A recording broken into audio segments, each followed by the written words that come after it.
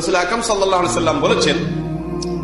মানে যেটা জুমার দিনে গোসল করলো এবং করালো, কেউ কেউ বলেছে যে বিবাহিত জন্য সবাসের কথা বলা হয়েছে, আবার অনেকে বলেছেন এখানে উদ্দেশ্য হলো ভালো করে চুল টুল ইত্যাদি মাথা টাথা ধুয়ে ভালো করে উত্তম রূপে যে ব্যক্তি জুমার দিনে গোসল করলো, এক অবাক্কারা ওয়াবতাকার, তাড়াতাড়ি উঠলো, জুমার সময় তাড়াতাড়ি হাজির হলো, তিন ওয়াদানা, ইমামের সবচেয়ে খতিবের সবচেয়ে কাছাকাছি গিয়ে বসলো, চার ওয়াস্তামা, জুমার আলোচনা খুতবা খুব মনোযোগ সহকারে শুনলো, পাঁচ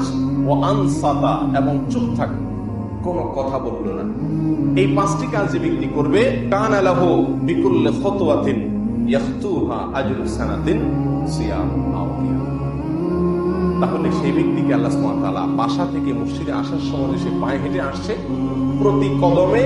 আল্লাহ সুবহানাহু ওয়া তাআলা 1 বছর রোজা রাখার, 1 বছর রাত জেগে তাহাজ্জুদ করার সওয়াব দিবেন।